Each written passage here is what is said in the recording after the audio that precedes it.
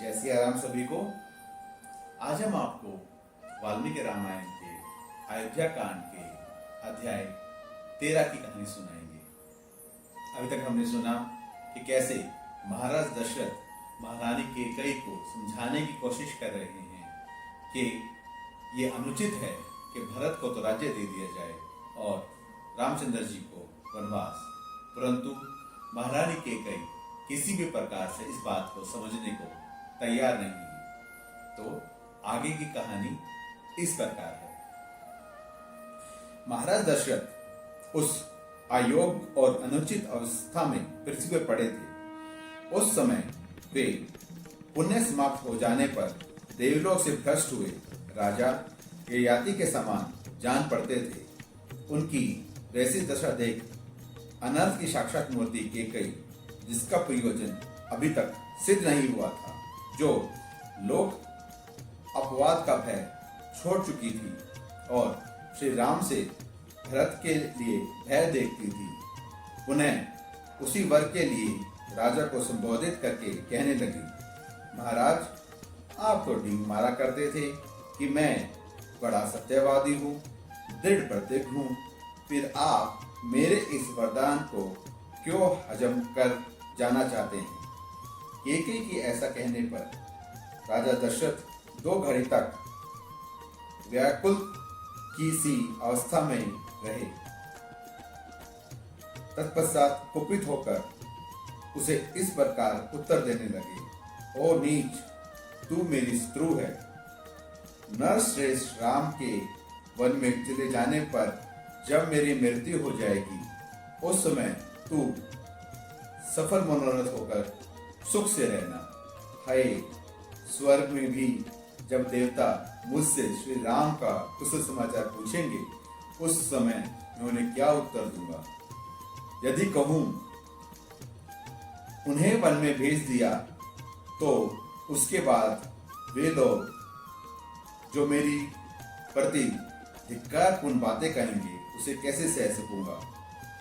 इसके लिए मुझे बड़ा खेद है।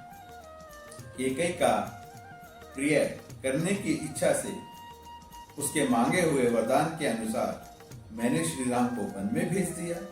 यदि ऐसा कहूं और इससे सत्य बताऊं, तो मेरी वह पहली बात असत्य हो जाएगी, जिसके द्वारा मैंने राम को राज्य देने का आश्वासन दिया है। मैं पहले पुत्रहीन था, फिर महान परिश्रम करके मैंने जिस तेजस्वी महापुरुष श्री राम को पुत्र रूप में प्राप्त किया, उनका मेरे द्वारा त्याग कैसे किया जा सकता है। जो शूरवीर, विद्वान, क्रोध को जीतने वाले और क्षमा प्राय हैं, उस कमल नयन श्री राम को मैं देश निकाला कैसे दे सकता हूं, जिनकी कांति नील कमल के समान श्याम है, भुजाएं विशाल और बल महान है। उस नैनाभिराम श्री राम को मैं दंडक वन में कैसे भेज सकूंगा, जो सदा सुख भोगने के योग्य है, कदापि दुख भोगने के योग्य नहीं है। उन बुद्धिराम राम को दुख उठाते मैं कैसे देख सकूंगा, जो दुख भोगने के योग्य नहीं है। उन श्री राम को यह वनवास का दुख दिए बिना ही यदि मैं इस संसार से विदा हो जाता, तो मुझे बड़ा सुख मिलता। जो ओ पापपूर्ण विचार रखने वाली कैकेयी, सत्य पराक्रमी श्री राम मुझे बहुत प्रिय हैं। तू मुझसे उनका विद्रोह क्यों कर रही है।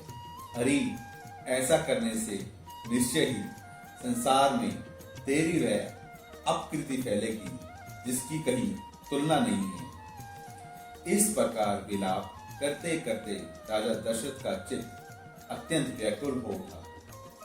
इतने में ही सूर्यदेव आस्ताचल को चले गए और प्रदोष काल आ पहुंचा।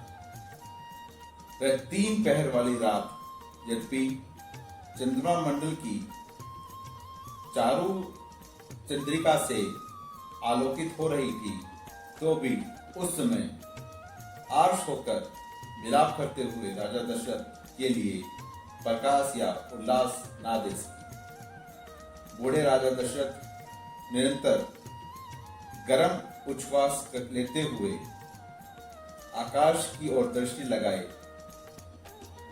आर्त की भांति दुखपूर्ण विलाप करने लगे। नक्षत्र मालाओं से अलंकृत कल्याणमयी रात्रि देवी, मैं नहीं चाहता कि तुम्हारे द्वारा प्रभात काल लाया जाए। मुझ पर दया करो, मैं तुम्हारे सामने हाथ जोड़ता हूं, अथवा शीघ्र बताओ, क्योंकि जिसके कारण मुझे भारी संकट हुआ है, उस निर्दय और क्रूर कैकेयी को अब मैं नहीं देखना चाहता। कैकेयी से ऐसा कहकर राजधर्म के ज्ञाता राजा दशरथ ने पुनः हाथ जोड़कर उसे मनाने या प्रसन्न करने की चेष्टा आरंभ की। कल्याणमयी देवी, जो सदाचार, दीन, तेरे आश्रित, मरण आसन और विशेषित राजा है, ऐसे मुझ दशरथ पर कृपा कर।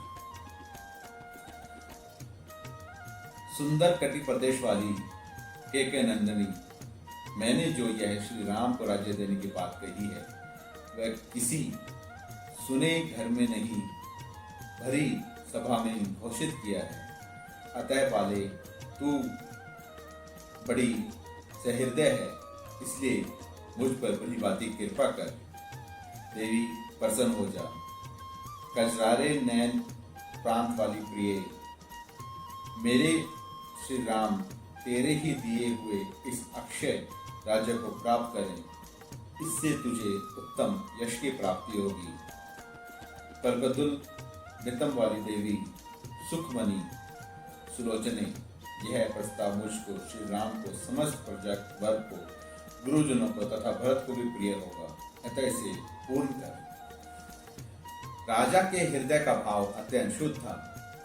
उनके आंसू भरे नेत्र लाल हो गए थे। वे दीन भाव से विचित्र करुणाजनक विलाप कर रहे थे, किंतु मन में दूषित विचार रखने वाली निष्ठुर कैकेयी ने पति के इस विलाप को सुनकर भी उनकी आज्ञा का पालन नहीं किया। इतनी अनुनय विनय के बाद भी जब प्रिया कैकेयी किसी तरह संतुष्ट न हो सकी और बराबर प्रतिकूल बातें सी मुंह से निकालने लगी, तब पुत्र के वनवास की बात सोचकर राजा पुनः दुख के मारे मूर्छित हो गए और सुध-बुध होकर पृथ्वी पर गिर पड़े। इस प्रकार व्यथित होकर भयंकर उच्छ्वास लेते हुए मनस्वी राजा दशरथ की वह रात धीरे धीरे बीत गई। प्रातःकाल राजा को जगाने के लिए मनोहर वादों के साथ मंगल गान होने लगा, परंतु उन राजश्रोमणि ने तत्काल मनाही भेजकर वह सब बंद कर दिया। और इस प्रकार अयोध्या कांड का अध्याय 13 संपन्न होता है। देखिए कितने दुखी हैं महाराज दशरथ, कितना प्यार करते हैं वो अपने राम से कि वो मरने तक को तैयार है, परंतु वो ये नहीं चाहते कि रामचंद्र जी को वनवास मिले। इसकी आगे की कहानी में क्या होगा ये हम कल सुनेंगे। आप सबसे अनुरोध है कि आप हमारे पेज राम लखन यात्रा को फॉलो कीजिए, ज़्यादा से ज़्यादा लोगों के साथ शेयर कीजिए और आप सभी लोग सुनते रहिए प्रभु राम की कहानी भक्त मानव की जबानी। जय सिया राम।